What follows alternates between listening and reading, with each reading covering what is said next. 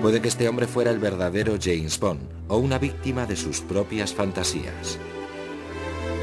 Y quizá este hombre haya salvado al mundo y desaparecido sin dejar rastro. En el mundo del espionaje nada es lo que parece. Entre las sombras, el humo y los espejos, ¿se puede descubrir al mayor espía de todos los tiempos?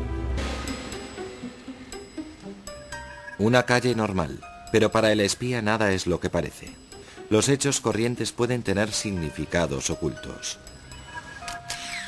Un parasol bajado en un coche aparcado, un descuido o una señal. La información está lista. ¿Colisión accidental o maña de espía? ¿La transmisión de un mensaje secreto? Empleados de la compañía telefónica, ¿reparan las líneas o las pinchan? Y detrás de estos visillos, ¿una familia normal o un piso franco donde se oculta un exagente doble?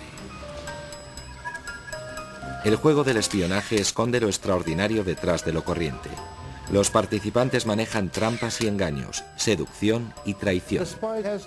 El espía debe tener tanto las cualidades de un policía como las de un reclutador. Y además capacidad de convicción para poner al oponente de su parte. En el mundo del espionaje, la verdad y la fantasía se confunden. Los hombres y mujeres que interpretan el juego mortal del engaño viven dobles vidas, caminando por la precaria línea que separa la realidad y la ilusión. ¿Quiénes son los auténticos espías? ¿Héroes desconocidos o personajes cuyas hazañas se convierten en leyenda? El mal que ha hecho esta mujer es increíble. Quizás sea la mayor espía del siglo.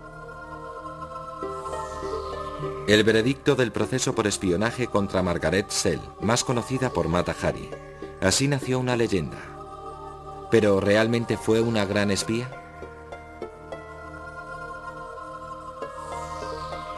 A principios del siglo XX en París ya crecía la leyenda de Mata Hari, exótica bailarina, cortesana que seducía a los ricos y poderosos de Europa.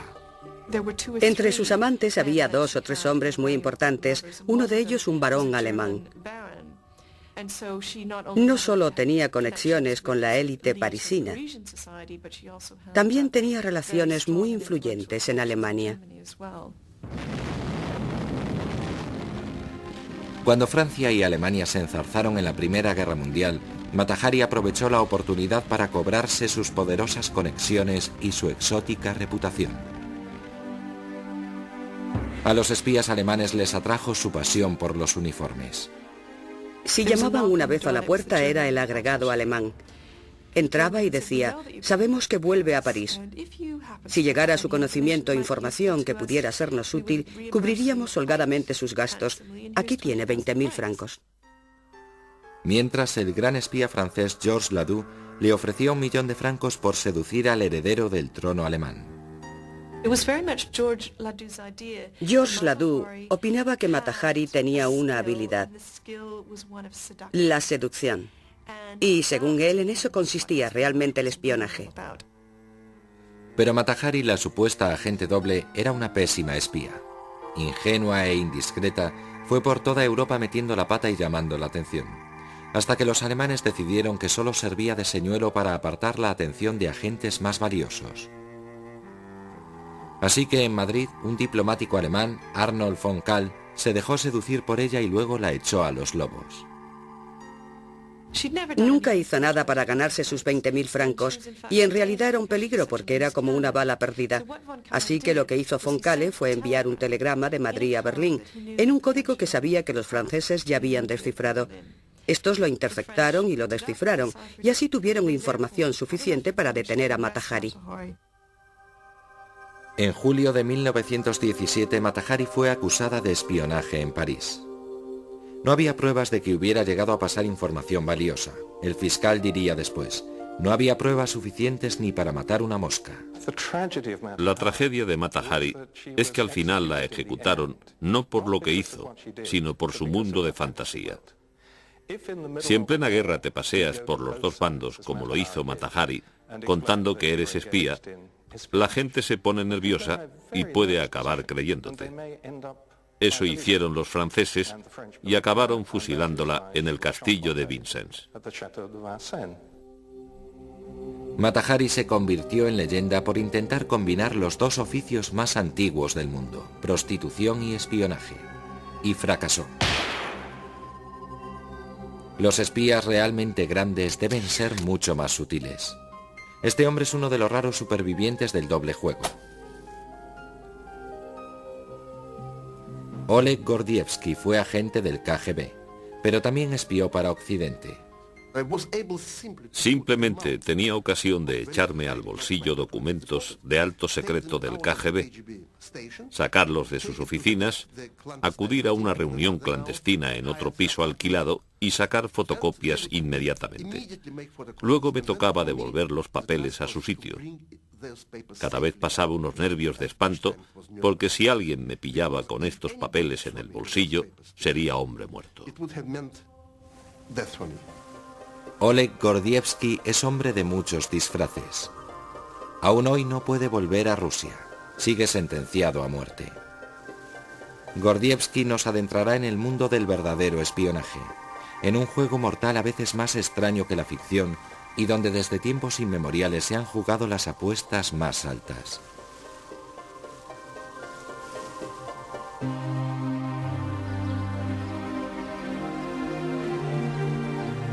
Moscú, donde hasta el clima se confabula para ocultar una de las organizaciones más brutales que ha conocido el mundo. Esta es la sección extranjera del KGB, los servicios secretos de la antigua Unión Soviética. El KGB era una organización de una crueldad inhumana. Mataba incluso a los suyos.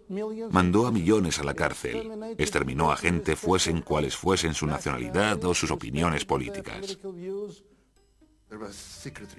Había informes secretos, actividades de inteligencia como reclutar informadores en países extranjeros. Se exigía un gran nivel de conocimiento sobre esos países extranjeros. Así que parecía un reto. Por eso entré en el KGB. Desde su central en la prisión moscovita de Lubianka, las operaciones de inteligencia del KGB se extendían por todo el mundo, contribuyendo al clima de intriga que ha definido nuestra visión del espionaje. Pero el juego brutal interpretado por el KGB durante buena parte del siglo XX empezó hace miles de años. El espionaje es casi tan antiguo como la propia historia. El Antiguo Testamento habla de los 12 espías que envió Moisés a Canaán para preparar el camino a los hijos de Israel. Y como Mata Hari, Dalila fue una espía seductora. Traicionó a Sansón y lo entregó a los filisteos. El espionaje puede hacer y deshacer imperios. Segundo siglo antes de Cristo. En las llanuras de Anatolia, cerca del Mar Negro, un niño de 11 años aprende a convertirse en el primer gran espía de la historia. Mitrídates, heredero del trono de Ponto, estaba exiliado, desposeído por su propia madre, y tramaba su venganza. Tuvo una infancia terrible.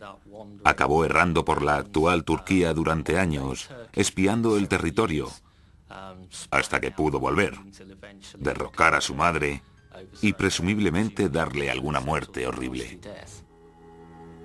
Mitrídates aprendió de joven el arte del espionaje y aplicó sus lecciones con brutalidad. Usando el engaño, se infiltró disfrazado en la corte y se hizo con el poder. Empleó la información aplicando la inteligencia acumulada en el exilio para conquistar a las tribus vecinas, y usó la opresión. Empleó un servicio secreto para mantenerse en el poder. De ahí nos viene el mito Mitrídates, el rey que todo lo ve. Él mismo salía y te espiaba. Esa es la idea. El rey que se disfraza en su palacio y salta el muro de noche, de modo que te paras a hablar con un viejo mendigo en el mercado y al día siguiente te arrastran a palacio y te decapitan porque en realidad era el propio rey. Una vez asegurada la base de su poder, Mitrídates utilizó la inteligencia militar para extender su imperio. Invadió Crimea, marchó sobre Grecia y lanzó una cruzada para expulsar a los romanos de Asia Menor.